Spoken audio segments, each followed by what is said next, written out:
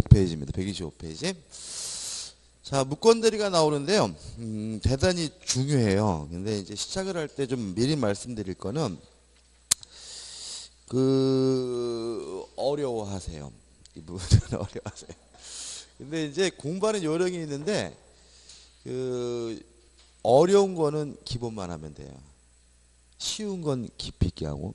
이게 무슨 말이냐면 우리는 상대평가가 아니라 절대평가적이죠. 그렇기 때문에 문제를 어떻게 내냐면 어려울수록 기본적인 것만 내고요.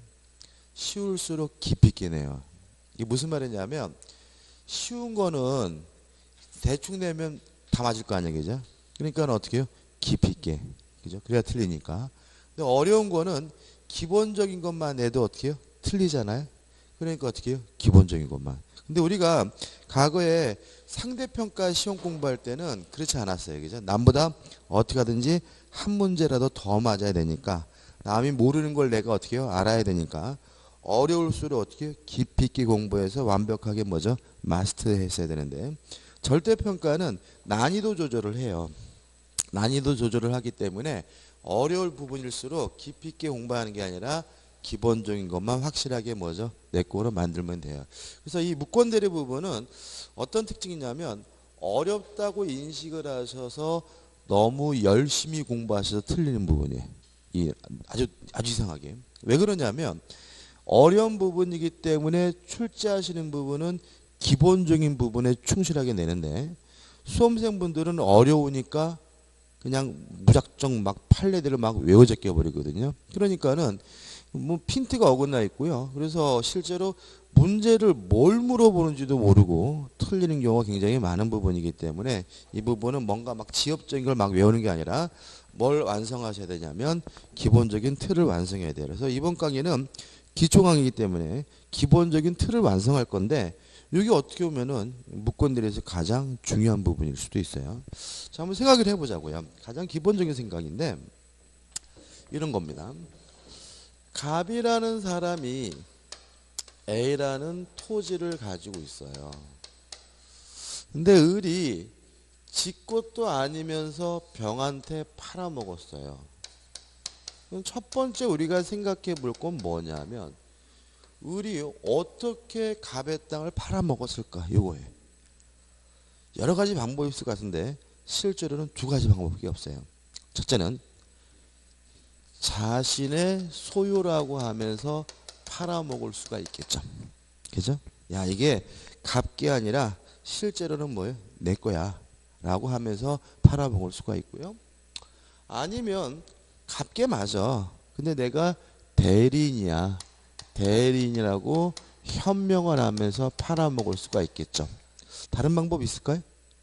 없어요, 솔직히. 그죠? 그러니까 병이 바보가 아닌 다음에 을 거라고 생각하면서 어떻게 해요? 사든지 아니면 뭐죠? 을이 대리인이라길 할래 믿고 사는 두 가지 방법밖에 없는 거죠. 근데 만약에 을이 대리인이라고 하면서 팔아먹었는데 실제로 을에게 대리권이 있다면 이거는 우리가 어제까지 했던 뭐가 되냐면 유권 대리가 되는 거고요. 실제로 을에게는 대리권이 없다면 요거는 이제 지금 하려고 하는 뭐가 되냐면 무권 대리가 되는 거예요. 따라서 무권 대리라는 것은 대리인이라고 현명을 했지만 대리권이 없는 게 무권 대리고요. 역으로 말하면 무권 대리가 되려면 반드시 대리인이라고 뭘 해야 돼요? 현명을 해야 돼요. 무슨 말 아시겠죠? 그죠? 따라서 지 거라고 해서 팔아먹으면 이거는 무권 대리가 아니라 남의 물건을 팔아먹은 거예요. 그냥 타인 소유물의 매매가 되는 거죠. 이해되시죠? 그죠? 그래서 첫 번째 최근에 가장 중요한 쟁점이 무권 대리가 되려면 대리인으로서 뭘 해야 돼요? 현명을 해야 된다. 대리인이라고 하면서 팔아치워야 뭐죠? 무권 대리다. 이거죠. 그래서 교재 의 한번 읽어볼게요. 의 보시면 무권 대리란 뭐라고 나왔어요? 대리인이라고 칭하는 자가. 그러니까 이게 무슨 말이에요? 대리인이라고 현명을 했지만 대리권 없이 행한 대리행위를 말한다. 즉 대리행위에 다른 욕구를 모두 갖추고 있으나 무슨 말이에요? 현명은 했으나 실제로 대리권만이 없는 행위를 말하고요. 따라서 무권대리가 되려면 반드시 대리인으로서 뭘 해야 돼요? 현명은 해야 된다. 꼭 기억해 두셔야 가장 뭐예요? 핫한 부분이에요. 예. 네.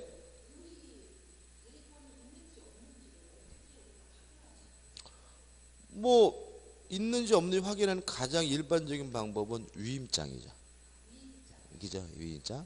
근데 뭐 실제로는 위임장을 확인하는 게 가장 좋지만 뭐 더 좋은 방법은 뭐죠? 가방한테 전화해 보는 거죠. 그죠? 가방한테 카톡 한번 해보는 거죠. 의리 대리 맞나요? 그죠? 근데 실제로 그런 거 하지도 않고 그냥 해. 그래서 당하는 거죠. 그죠? 아무튼 자, 그다음에 이제 이런 거 문제가 나오는 거예요. 갑이 소유하고 있는 토지를 을이 서류를 위조해서 자기 앞으로 이전 등기를 시킨 후 병한테 팔아먹었다. 이런 경우에는 무권대리다. 그럼 맞는 말이 틀린 말이에요? 무권대리 그러니까 무권대리예요, 아니에요?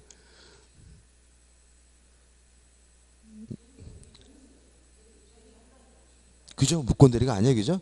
왜냐하면 서류를 위조해서 자기 앞으로 등기해 놓고 팔아먹은 거는 직거라고 해서 팔아먹은 거잖아요. 그죠? 따라서 이것은 자신의 소유라고 해서 팔아먹은 것이지 대리인이라고 하면서 팔아먹은 것이 아니니까 뭐가 아닌 거죠? 무권대리가 아니다. 왜냐하면 무권대리가 되려면 반드시 대리인으로서 뭘 해야 돼요? 현명을 해야 된다. 꼭 기억해 두셔야 되겠죠? 자, 그 다음에 이게 무권대리인데 이 무권대리가 다시 둘로 나뉘어요. 협의, 좁은 의미의 무권대리와 그 다음에 표현대리로 나뉘어요. 일단 둘이 다 무권대리이기 때문에 대리인이라고 현명했지만 대리권이 없다는 점에서는 같아요. 근데 뭐가 다르냐 하면은 가장 기본적인 차이점은 누가 책임을 지는지가 다른 거예요. 만약에 을에게 대리권이 없기 때문에 무권 대리인 자신이 책임을 부담한다면 이걸 우리가 뭐라 하냐면 협의의 무권대리라고 하고요. 대리권이 없는데도 불구하고 본인이 책임을 진다면 이걸 우리가 뭐라 하냐면 표현대리라고 하는 거예요. 그죠? 자, 그럼 여기서 협의의 무권대리가 원칙이겠어요? 표현대리가 원칙이겠어요? 둘 중에 뭐가 원칙이에요? 이건 그냥 기본적인 건데 지금 뭐 어떤 상태냐면 이 사고를 못하는 상태야. 그러니까 이거 뭘 물어보지? 왜 날 쳐다보지? 원래 뭐가 원칙이에요? 한번 생각해 보자고요. 왜 이러지? 자, 매매 계약을 했는데 이 매매 계약의 효과가 갑에게 발생하려면 을에게 뭐가 있어야 돼요? 대리권이 있어야죠. 그잖아요, 그죠? 을에게 대리권이 없다면 갑에게 효과가 발생하지 않겠죠. 그럼 병은 누구한테 가서 지랄거려야 돼요? 을한테 가서 이 자식아 네가 뭔데 팔아먹어 자식이죠? 다시 말하면 뭐가 원칙인 거예요? 무권대리인이 책임을 지는 협의 무권대리가 뭐예요? 원칙인 거죠, 그죠? 그잖아요, 그죠? 그죠? 그러면 을에게 대리권이 없으면 결국 병은 을한테 가가지고 책임지라고 지랄거려야 되는데 그 책임의 내용은 뭐냐? 둘 중에 하나예요. 이행을 청구하든지 아니면 손해배상을 청구하든지 뭐 할 수 있냐면 선택할 수가 있는 거죠. 그죠? 가가지고 야 이 자식아 너 임마 갑한테 사서라도 넘겨줘. 그죠? 왜요?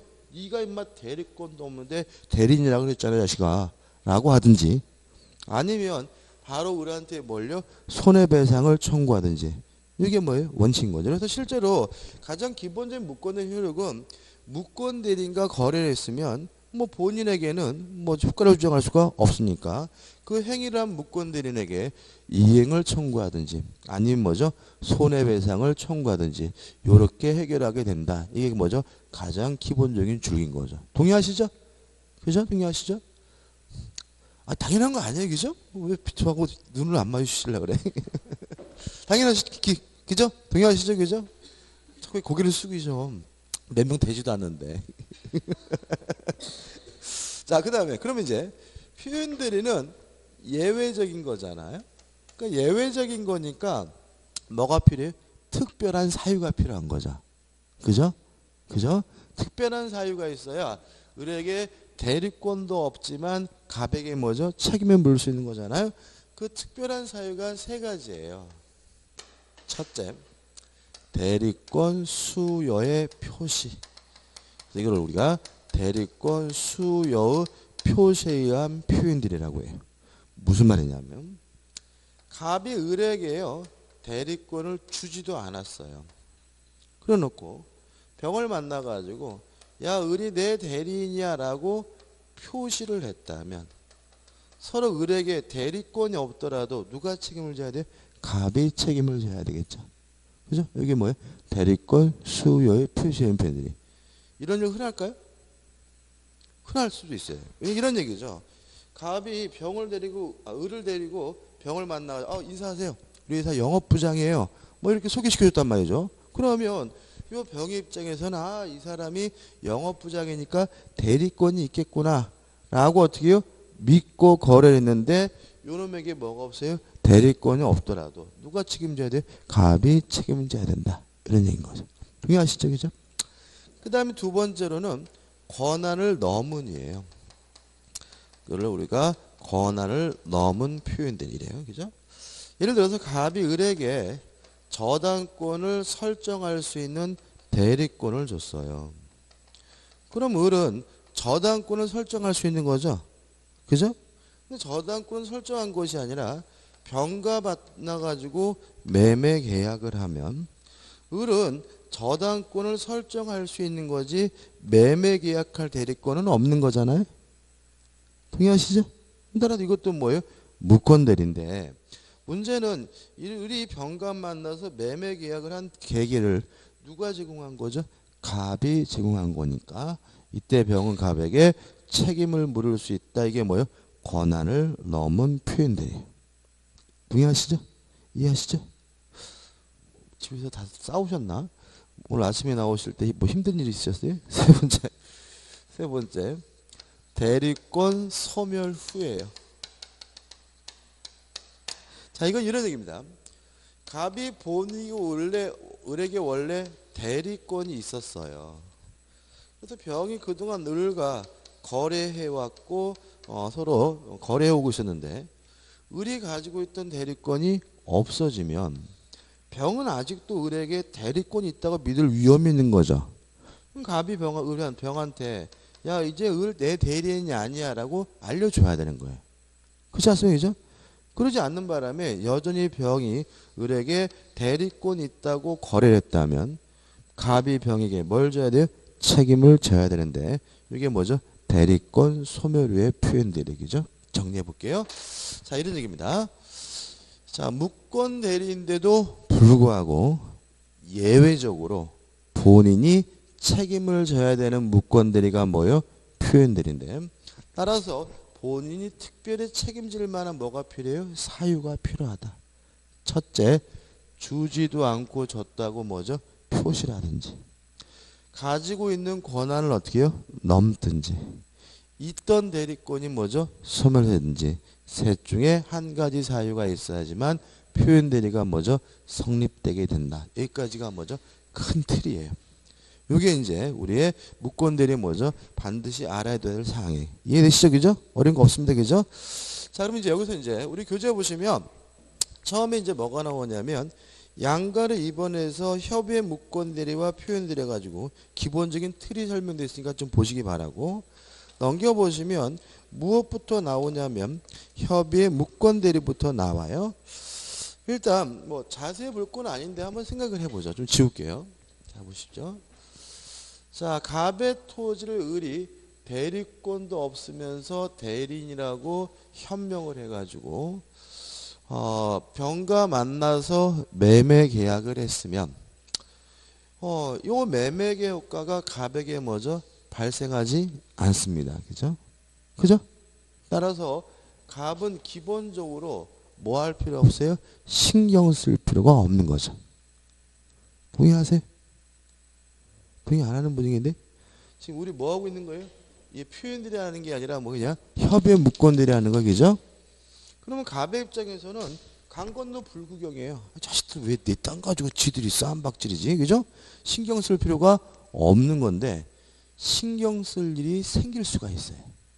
예를 들어서 갑은 뭐 한 1억 정도 받으면 좋겠다라고 생각을 하고 있었는데 이놈이 시키지도 않았는데 병과 만나가지고 예를 들어서 1억 5천에 매매 계약을 하면 이때는 뭐가 쓰여요? 신경이 쓰이는 거죠. 그럼 뭐 하겠어요? 병한테 전화해가지고 안녕하세요. 저 땅 주인인데요. 1억 5천에 매매 계약했다며요. 뭐 할 수 있어요? 추인할 수 있고 추인하게 되면 본인에게 뭐가요? 효과가 기속되게 되는 거죠. 그래서 무권들의 가장 기본적인 내용은 뭐냐면 무권 대리는 본인에게 아무런 효과가 없다. 따라서 무권 대리인과 거래한 사람은 무권 대리인에게 이행을 청구하거나 손해배상을 청구하는 것이 뭐예요? 원칙인데 본인이 이득이 된다면 뭐 할 수 있어요? 추인할 수 있고 추인하게 되면 본인에게 효과가 뭐 하게 돼요? 기속되게 된다. 이게 기본적 틀인 거예요. 그래서 교재 보시면 서설 나와 있고 계약의 무권 대리에서 1. 본인과 상대방 사이의 관계 해가지고 뭐 기본적인 내용이 나와 있고 A번 나와 있고 B번 나와 있고 니은번 채권이 나오고 우측에 보시면 철회권이 나와요. 자, 채권 설명드릴게요. 자, 보세요. 그럼 여기서 이제 이 병은 어떤 상황이 되냐면 얘가 추인하면 얘한테 책임지라 그러면 되고 추인을 안 하면 을한테 가서 뭘 하면 돼요? 책임을 지라 하면 되겠죠? 그러면 갑이 추인을 안 하면 얘 할지 안 할지를 결정 안 해주면 병의 입장에서는 누구한테 가서 지랄거려야 될지를 모르는 뭐예요? 불안정한 상태에 빠지기 때문에 그럼 불안정 상태에 빠진 병을 보호하기 위해서 첫째 뭘 인정하냐면 최고권을 인정해요. 최고권이 뭐예요? 독촉이죠. 뭘 독촉하겠어요? 추인할 건지 안 할지를 빨리 결정해 달라고 뭐 할 수 있어요? 최고할 수 있는 거죠. 그랬더니 거지 같은 놈이 말을 씹어요. 그러면 뭐예요? 추인을 거절한 것으로 확정이 되기 때문에 을한테 가서 이행을 청구하거나 손해배상을 청구하면 되는 거고요. 이것도 기다린 게 번거롭다. 그러면 어떤 거를 하자? 뭐 할 수도 있어요? 철회해 버릴 수 있는 거예요. 그죠? 그 다음에 우측에 하단에 보신 리을범 본인의 입장에서 마음에 든다면 뭐 할 수 있어요? 추인할 수 있다. 그죠? 끝이에요. 그죠? 기준으로 안 본다 그랬어요. 그 다음에 넘겨보시면 뭐 복잡하게 나와 있고 특히 박스에 추인으로 볼 수 있는 경우 없는 경우가 나와 있는데 이런 건 뭐 하지 마세요. 신경 쓰지 마시기 바라고. 그 다음에 그 뭐 상대방도 나오고 우측에 거절권은 나오고 그 다음 우측 하단에 보시면 무권들의 책임해가지고 구체적인 내용이 나와 있는데 이거 오늘은 뭐죠? 하나도 안 볼 거예요. 그죠? 그럼 다 한 거예요. 그죠? 정리해 보자고요. 자 보세요. 대리인이라고 현명을 했지만 대리권이 없는 게 뭐예요? 무권 대리고 따라서 무권 대리인과 거래한 상대방은 본인에게 책임을 물을 수는 없고요. 무권 대리인에게 이행을 청구하거나 손해배상을 청구할 수가 있는데 만약 그 계약 내용이 본인의 입장에서 마음에 든다면 본인이 뭐 할 수 있어요? 추인할 수 있고요. 추인하게 되면 본인에게 그 효과를 뭐 할 수 있어요? 조정할 수가 있다. 따라서 상대방은 추인할지 안 할지에 대해서 뭐 할 수 있어요? 독촉 최고할 수도 있고 만약에 번거롭다면 없던 거라 하자 뭐 할 수도 있어요? 철회할 수도 있다. 이렇게 되고요. 한 가지만 더 설명드리면 만약에 본인이 추인하게 되면 요 갑과 을의 관계는 뭐가 되냐면 사무 관리가 된다는 거 좀 기억해 주시겠어요. 사무관리. 사무관리라는 게 뭐냐면요. 법적 의무 없이 타인의 사무를 처리해 주는 것을 사무관리라고 합니다. 예를 들어 볼게요. 제가요, 옆집 사는 사람이 저한테 와서 호주로 여행 간다고 약 올리고 갔어요. 아우, 한 달 동안 하는데 아우, 날씨 추워서 참 힘들게 했으면서 갔어요. 그래서 어떻게 해요? 아, 이 기분 나쁜 새끼 해가지고 기분 나빴는데 다음날 보니까 옆집 마당에 수도가 터졌어요. 아이고, 꽃이다 그랬어요. 그죠? 근데 며칠 지나니까 이게 안 쓰는 거죠. 그죠? 한 달 동안인데. 그래서 제가 옆집 담을 넘어 들어가서 수도를 고쳐주면 이걸 우리가 뭐라냐면 사무관리라고 해요. 왜냐하면 저는 옆집에 수도가 터졌다 하더라도 고쳐줄 뭐가 없는 거예요? 법적 의무가 없는 거죠. 그래도 고쳐줬으니까 이렇게 법적 의무 없이 타인의 사무를 처리하는 걸 뭐라 그래요? 사무관리라고 하는 거죠. 그럼 보자고요. 자, 지금 본인이 추인하는 것은 본인에게 이득이 되니까 하는 거잖아요. 그러면 갑의 입장에서 을은 자기 땅을 팔아준 거죠. 뭐 할 의무 없이요? 법적 의무 없이. 그죠? 을에게 팔아달라고 부탁한 적도 없잖아요. 그죠? 따라서 무권대리행위를 추인하게 되면 법적 의무 없이 타인의 사무를 처리해 준 거니까 본인과 상대방의 관계는 뭐가 되죠? 사무관리가 된다. 이것도 은근히 시험 문제에 잘 나와요. 다 한 겁니다. 그죠? 다 한 거. 그죠? 다 했고요. 마지막으로 좀 기억을 돕기 위해서 예를 한번 또 들어볼까요? 재미있는 예. 갑이라는 사람이 시장에서 리어커를 놓고 뭘 판다 그럴까요? 생선을 팔고 있어요. 을은 옆에서 리어커를 놓고 뭘 팔고 있냐면 야채를 팔고 있습니다. 야채를. 근데 갑이 아침에 와가지고 화장실이 급해가지고 화장실을 가느라고 자리를 비운 사이에 병이라는 손님이 와서 생선을 만지작 거래요. 그랬더니 을이 뭐라 그래요? 아이고, 생선 물 좋으니까 가져가세요 그랬단 말이죠. 그랬더니 병이 물어본 거죠. 아줌마는 야채 파시는 분 아니세요? 그랬더니 아, 갑이 가면서 저한테 봐달라고 부탁했어요 라는 말은 을은 대리님을 뭐 한 거예요? 현명한 거죠. 그죠? 근데 실제로 을이 갑이 화장실 가면서 을에게 부탁한 바는 없으니까 대리권은 없고 따라서 뭐가 되는 거예요? 무권 대리가 되는 거죠. 그래서 을이 병과 만나가지고 생선에 대해서 뭘 했어요? 매매 계약을 하고 생선을 줬어요. 근데 갑이 화장실 갔다 왔더니 생선이 비는 거죠.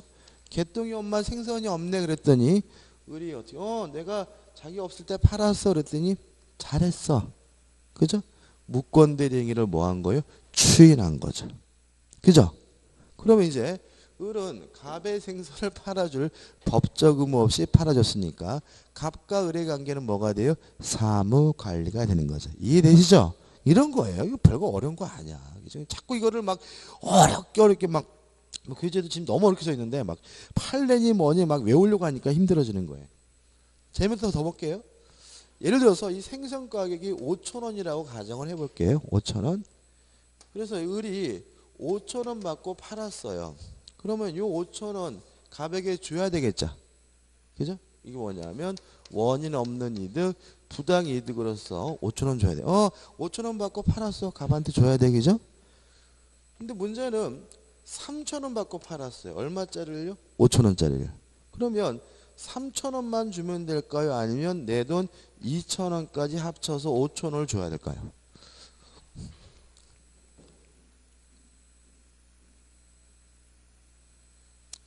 이러세요. 어떻게 제가 여쭤봤잖아요. 제가 여쭤봤잖아요. 결론은 5,000원 줘야 돼요.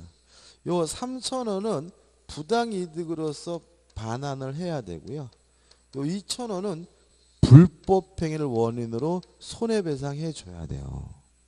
왜 그러냐면 우리가 불법행위가 뭐냐면 고의나 과실로 타인에게 손해를 입히는 게 뭐예요? 불법행위잖아요. 그러면 5,000원짜리를 3,000원 받으면 과실로 갑에게 뭘 끼친 거예요? 손해를 끼친 거예요. 불법행위예요. 따라서 자기 돈 2,000원은 불법행위를 원인으로 한 손해배상조로 합쳐가지고 얼마를 줘야 되냐면 5,000원을 줘야 돼요. 마음에 드는 건 아니에요. 우리 법에 이렇게 돼 있다고요. 그 다음에 요 갑이 을이 수단이 좋아서 5,000원짜리를 10,000원에 팔았어. 그럴 수도 있죠. 그러면 10,000원을 다 줘야 돼요? 5,000원만 줘야 돼? 네, 이거 10,000원 다 줘야 됩니다. 그래서 결론적으로 말하면 우리 민법은요 남의 일 껴드는 거 싫어해요. 그러니까 그러니까 사무관리를 그러니까 우리 생각할 때는 우리 민족은 왜 그러냐면 우리가 배우는 이 법은 우리가 만든 법이 아니라 독일 놈들이 만든 법이에요. 그래서 독일 놈들의 민족성이 계속 반영되거든요. 근데 독일 놈들은 좋은 일이라 하더라도 남이 자기를 껴드는 걸 굉장히 극단적으로 싫어하는 민족이에요. 약간 영화 같은 거 보면 뭐예요? 좀 약간 절도 있고 그죠? 딱딱 떨어지고 그런 행동을 하잖아요. 그죠? 그러다 보니까 민법에 이런 규정이 들어있어요. 근데 우리는 독일 민족이 아니라 뭐죠? 대한민국 국민들은 좋은 게 좋은 민족이고 최대한 주위 사람은 뭐예요? 도와줘야 된다는 것이 뭐예요? 인지상정이잖아요. 그러다 보니까 실제로 이렇게 되어 있으니까는 이거 우리 정서에 맞지 않다. 그죠? 좋은 일을 권장해야 되잖아요. 그죠? 그래가지고 법을 개정해야 된다라는 말이 옛날부터 있었는데 손을 안 대고요. 근데 문제는 이런 게 있어요. 이런 법의 태도 때문에 우리의 정서도 좀 바뀌는 것 같아요. 그러니까 우리도 될 수 있으면 남의 일을 뭐죠? 안 끼어드는 게 낫다라는 걸 착고적으로 인식하게 되거든요. 그죠? 그러니까 과거에는 요새는 저는 그 어떤 일을 당했냐면 이렇게 제가 버스를 타고 가는데 서울에서 꼬마애가 바이올린을 들고 타는 거예요. 근데 그 바이올린이 꼬마애니까 치키만 해. 무슨 첼로만 해. 첼로 같은 거. 그래서 제가 아무 생각 없이 무거우니까 들어주려고 제가 이거 바이올린을 딱 잡았어요. 잡았더니 얘가 눈에서 레이저가 나올 것 같아. 팔에 힘을 팍 주면서 막 쳐다보는 거야 저를. 그러니까 제가 순간적으로 제가 깜짝 놀랐어요. 그러니까 걔는 이제 내가 들어주려고 바이올린을 잡으면서 얘기하려고 했는데 얘는 그 바이올린을 뭐죠? 뺏어간다라고 생각한 거야. 그러니까 애가 막 눈에서 막 울듯이 막 쳐다보는. 그래서 제가 깜짝 놀라서 제가 놓고 아무 소리도 못하고 이게 뭐지 하는 느낌을 받았거든요. 뭐 저는 굉장히 그런 거 요새 우리나라도 굉장히 그런 거 많이 느낍니다.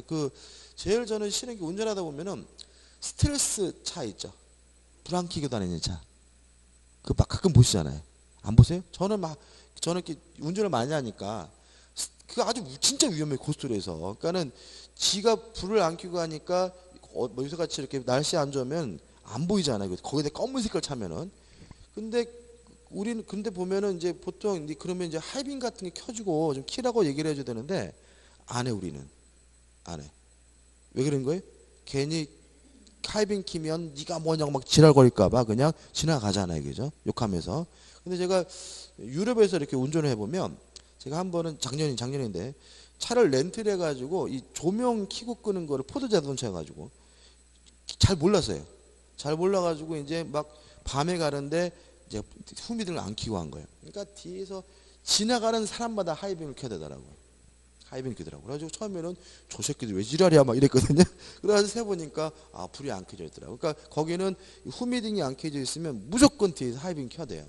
하이빔을 그냥 한 번 켜는 게 아니라 까바바바박 막 켜야 되고. 근데 우리는 그런 걸 안 하더라고요. 저수들어도 안 해. 왜 그러냐면 자꾸 이런 것들이 우리 정서를 뭐죠? 개입하고 있는 게 아닌가 싶어요. 아무튼 사무관리 개념을 좀 기억해 두시고 여기까지가 뭐죠? 협의의 묶어내립니다. 끝이에요. 그 다음 이제 131페이지 오시면 132페이지 오시면 확인 문제 있죠? 이 정도만 해도 우리가 확인 문제를 건드릴 수가 있어요. 확인 좀 풀어볼까요? 갑 소유 토지에 대하여 대리권 없는 을이 상대방 병에게 자신이 갑의 대리인이라고 하면서 매매 계약을 체결했다. 다음 설명 중 틀린 것은? 그럼 보시면 사례는 똑같죠. 그러니까 우리가 민법의 특징이 있어요. 뭔가 사례가 굉장히 많은 것 같지만 실제로 우리가 수업 시간에 다루는 것만 뭐로 나와요? 사례로 나와요. 무슨 말 아시겠죠? 그죠? 사례가 뭐 하잖아요? 다양하지 않으니까 이런 사례 공부하실 때 꼭 같이 기억해 두셔야 되고 같이 기억해 주시면 문제 풀 때 뭐죠? 편한 거죠. 1번 을의 대리행위는 원칙적으로 갑에 대해 아무런 효력을 발생하지 않는다. 맞죠? 갑이 뭐예요? 그냥 강 건너 불구경하면 되는 거죠. 2번 병은 상당한 기간을 정하여 갑에게 추인 여부를 뭐 할 수 있어요? 체고할 수 있고 갑이 그 기간 내에 확답을 바라지 아니하면 말을 씹으면 추인을 뭐한 것으로 봐요? 거절한 것으로 본다. 맞네요. 3번 갑은 추인의 의사표시를 을에게도 할 수 있고도 병에게도 할 수 있고요. 4번 을이 대리권을 증명하지 못하고 갑의 추인을 얻지 못했어요. 그러면 이제 병은 누구한테요? 을에게 어디 있어요? 이행을 청구하거나 손해배상을 청구하죠. 그죠? 누구한테요? 을한테.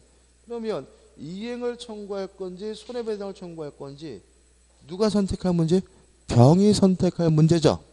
그죠? 따라서 을은 자신의 선택에 따라 병에게 계약의 이행 또는 손해배상 책임이 있다는 질문은 뭐죠? X죠. 누가 선택할 문제가 아니에요? 얘가 선택할 문제가 아니라 누가요? 병이 선택할 문제인 거죠. 그래서 답은 뭐죠? 4번. 쉽죠? 그러니까 이거를 큰 틀을 가지고 무슨 얘기인지 자꾸 내 거로 만들려고 이해하시면 쉬운데 이거를 그냥 뭔지도 모르고 그냥 주인하시다 그렇게 막 외워 제껴버리면 굉장히 내용이 뭐예요? 어렵고 뭐예요? 복잡해지는 거예요. 답은 뭐죠? 4번이죠. 5번 갑을 상속하게 된 을은 병으로부터 토지를 매수하여 이전 등기 경료한 정에 대하여 대리행위의 무효를 이유로 등기 말소를 청구할 수 없다는 말이 나오는데 이건 좀 설명을 좀 드릴게요. 우리 민법 2조에 신의성실의 원칙이라는 게 있어요. 신의칙이라고 하는데 신의칙의 여러 가지 파생 원칙 중에서 가장 중요한 것이 뭐냐면 금반원의 원칙이라는 게 있어요. 금반원의 원칙. 자, 이게 무슨 말이냐면 반대되는 언행이 금지된다 이런 얘기예요. 반대되는 언행. 저희가 대학 다닐 때는 화장실 원칙이래요. 저희끼리는 법대생끼리는 화장실 들어갈 때하고 나올 때하고 말이 다르면 안 되는데 이게 뭐라고요? 금반원의 원칙. 그죠? 반대되는 언행이 뭐가 돼요? 금지가 돼요. 자, 이런 문제입니다. 지금 을이 지 것도 아니면서 병과 매매 계약을 했는데 문제는 갑이 아버지고 을이 뭐죠? 아들이었어요. 어떤 상황인지 아시겠죠? 아들내미 아버지 허락도 없이 아버지 땅을 팔아먹은 거잖아요. 그러면 이제 연상되는 게 뭐가 있습니까? 아버지가 막 작대기 들고 이놈 애씨 막 쫓아갈 거고 그죠? 아들은 막 아버지 막 도망갈 텐데 그때 아버지가 멘트 한번 날리죠. 이놈아 내 눈에 흙이 들어갈 때까지 못 봐라 막 그러잖아요. 그죠? 근데 가슴 아프고 눈에 흙이 들어가셨어요. 뭐 하신 거죠? 돌아가신 거죠. 사망을 하게 되면 갑에서 을로 뭐가 이루어지냐면 상속이 이루어져요. 그러면 얘는 원래 무권 대리인이었는데 민법상 상속은 민사상 법적주의도 상속시키기 때문에 이제 을은 뭐이기도 한 거냐면 본인이기도 한 거예요. 이 본인의 법적지에서 이제 취임 못하겠다, 무효다라고 을이 주장할 수는 없는 거예요. 왜냐하면 반대되는 언행이 금지되니까요. 아버지가 살아가실 때는 지가 뻔히 뭐 하겠다고 했어요? 팔겠다고 했고 아버지가 돌아가시고 나서는 안 팔겠다고 하는 것은 명백히 뭐가 되는 거예요? 반대되는 언행이고 그거는 뭐 되지 않는 거예요? 허용되지 않는 거예요. 이해되시죠? 그죠? 표정이 어두우신데 생각하느라고요? 이해되시죠? 그죠? 그럼 다시 볼까요? 5번 갑을 상속하게 된 을은 그럼 얘는 이제는 무효라고 뭐 할 수 없어요? 주장할 수가 없죠. 그죠? 을이 갑을 뭐 했다고요? 상속했더라도 뭐라고 주장할 수는 없어요? 무효라고 주장할 수는 없으니까 병으로부터 토지를 매수와 이전 등기 경료한 정에 대하여 대리행위의 무효를 이유로 등기 말소를 청구할 수 없다는 지문은 뭐죠? 맞는 지문이 되겠죠. 이해되셨죠? 뭐 정이든 병이든 그게 중요한 게 아니에요. 그죠? 더 이상 뭐라고 주장할 수 없습니까? 무효라고 주장할 수는 없다. 됐죠? 표현들입니다. 다 한 겁니다. 자, 표현들에는 뭐라고요? 무권 대리인데도 불구하고 특별히 본인이 책임을 져야 되는 무권 대리가 뭐죠? 표현대리다. 따라서 특별히 책임질 만한 사유가 필요한데 우측에 첫 번째 사유가 나오죠. 대리권 수여의 표시. 무슨 말이라고요? 주지도 않고 줬다고 어떻게 해요? 표시를 했다면 서로 그에게 대리권이 없더라도 뭘 줘야 돼요? 책임을 져야 되고요. 추가되는 요건은 뭐냐 하면 상대방은 선이고 무과실이면 돼요. 끝이에요. 그 다음 넘겨보시면 135페이지 두 번째가 나오죠. 권한을 넘은 표현들이. 다시 말하면 가지고 있는 권한을 넘었고 그러면 본인이 뭐가 돼요? 책임을 지는데 추가되는 요건은 뭐냐면 상대방에게 정당한 이유, 상대방은 뭐 해야 되냐면 선이고 무과실해야 돼요. 뭐 당연한 얘기죠. 그죠? 끝이고. 그 다음에 넘겨보시면 쭉 넘어갑니다. 139페이지 오시면 대리권 소멸유의 표현들이죠. 뭐라고요? 있던 대리권이 소멸되면 뭐죠? 상대방이 선이고 무과신 본인이 뭐가 돼요? 책임을 지는데 이게 뭐죠? 대리권 소멸유의 표현들입니다. 한 가지 주의하실 점은 뭐냐면요. 표현들이가 성립된다면 본인이 전적으로 책임을 져야 돼요. 서로 상대방에게 과실이 있더라도 깎아달라고 본인이 뭐 할 수 없냐면 요구할 수가 없어요. 판례라는 소개시켜 드릴까요? 이것도.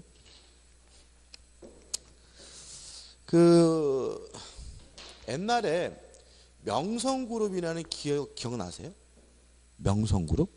기억 안 나시나요? 그 명성그룹이 명성콘도 기억나세요? 안 나시는 기억나시죠? 그죠?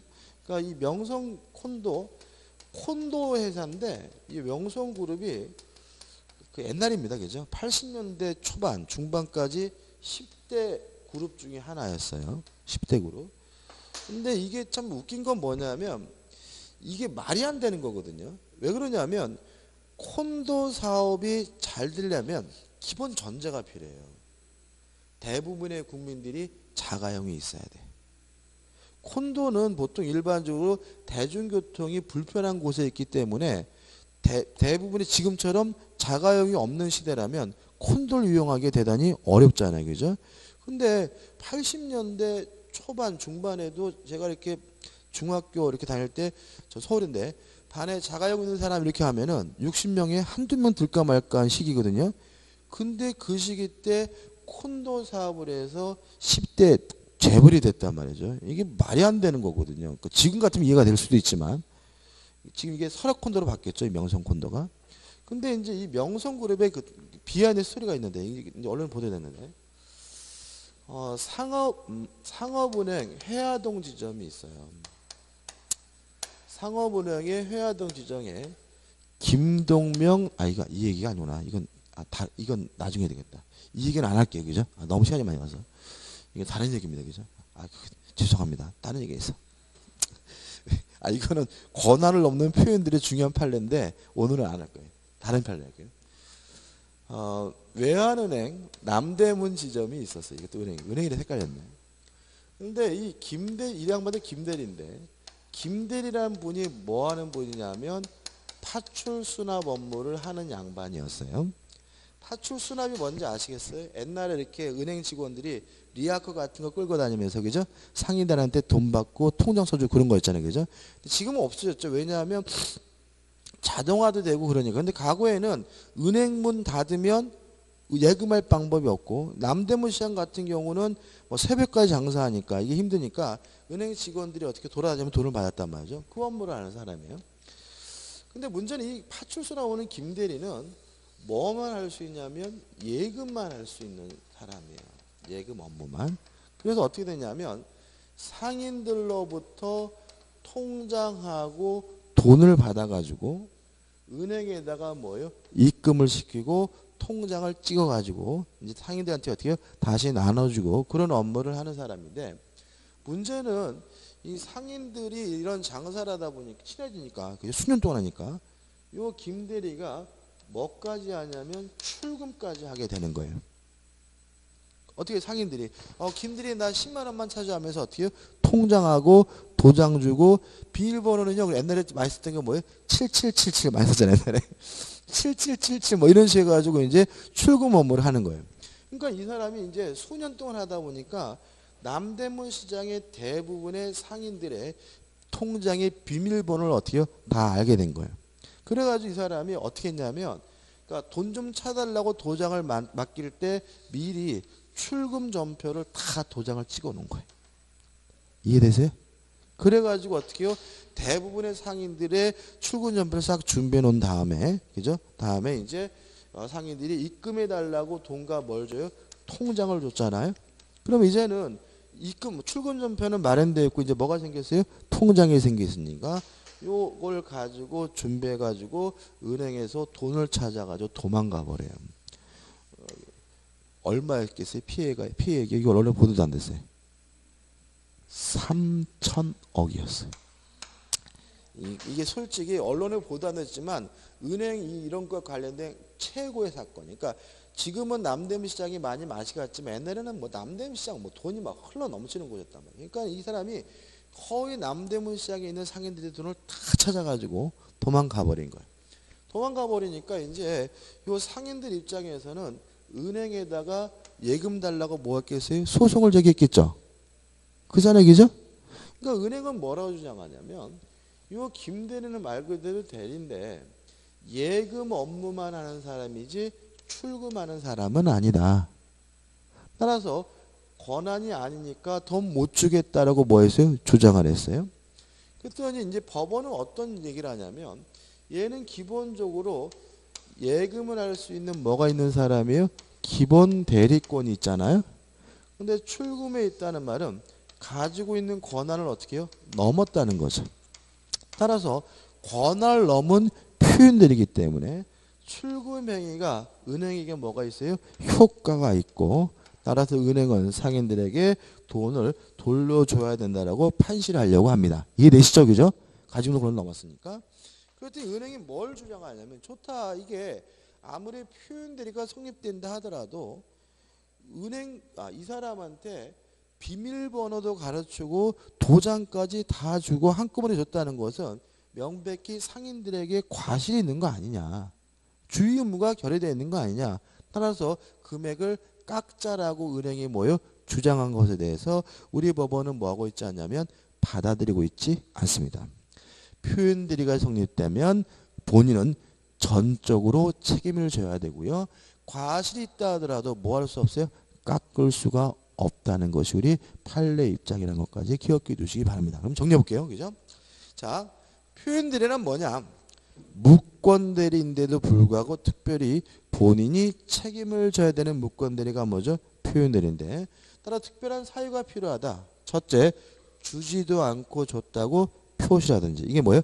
대리권 수여의 표시의 표현들이 가지고 있던 권한을 넘든지 권한을 넘은 표현들이 있던 대리권이 뭐죠? 소멸되든지 대리권 소멸의 표현들이고 유의하실 것은 표현들이 성립된다면 본인이 전적으로 뭘 져야 돼요?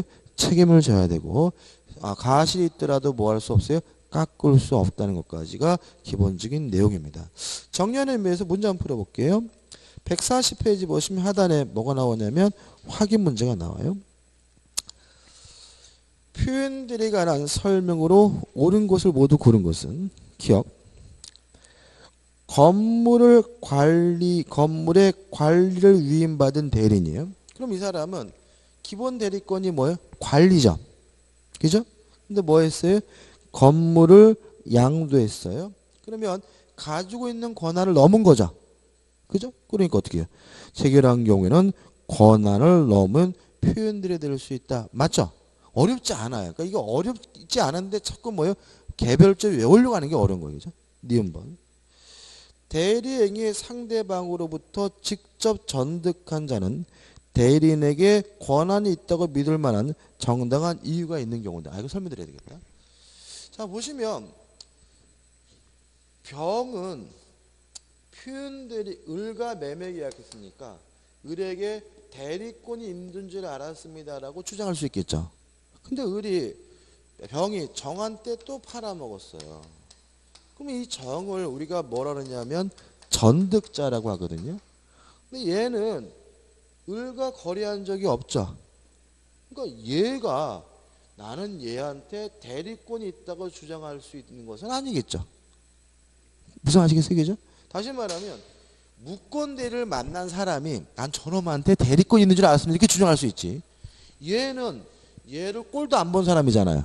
따라서 나는요 요 놈이 대리권 있다고 믿었습니다라고 뭐 할 이유는 없는 거예요? 주장할 이유는 없는 거예요. 따라 다시 한번 볼게요. 대리행위 상대방으로부터 얘가 이거예요. 상대방으로부터 직접 전득한 자는 대리인에게 권한이 있다고 믿을 만한 정당한 이유가 있는 경우 권한을 넘은 표현들을 주장할 수 있다는 지문은 뭐예요? X죠. 그죠? 왜요? 얘는 얘하고 뭐 한 바가 없어요? 거래한 바가 없으니까. 그 다음에 디귿번인데 아까 제가 이런 말씀드렸죠. 대리권 수혜 표시가 뭐냐 만나가지고 이 친구 우리 회사 영업부장이야 이렇게 소개하는 걸 했잖아요. 그죠? 다시 말하면 꼭 대리인이라고 명칭을 쓸 필요는 없어요. 영업부장이다, 상무다 이렇게 대리권의 존재를 추정할 수 있는 명칭을 쓰는 것만으로도 뭐예요? 대리권 수요의 표시인 거예요. 무슨 아시겠죠? 그죠? 따라서 디귿번 사회통념상 대리권을 추단할 수 있는 직함이나 명칭이 뭐라고요? 영업부장, 뭐 상무 이런 겁니다. 사용을 승낙 또는 묵인하는 사정만으로는 대리권 수요의 표시가 있는 것으로 볼 수 없다. X죠. 있죠. 그죠? 1번 인감증명서의 교부 만일. 예를 들어 가지고 인감증명서를 주면서 야 대출 좀 알아봐줘 이렇게 했으면 대출에 대한 대리권을 준 거죠. 그죠? 근데 아무 소리 안 하고 뭐만 줬어요? 인감증명서만 줬어요. 아무것도 아니에요. 그죠? 이거는. 그죠? 인감증명서만 주는 건 뭐죠? 아무것도 아니니까 대리권 수요가 있다고 보기에는 어렵다. 맞는 질문이고 따라서 옳은 것은 기억 리을 해가지고 뭐죠? 1번이 답이 되는 거죠. 여기까지입니다. 좀 쉬었다가요. 무효와 취소로 들어가도록 하겠습니다.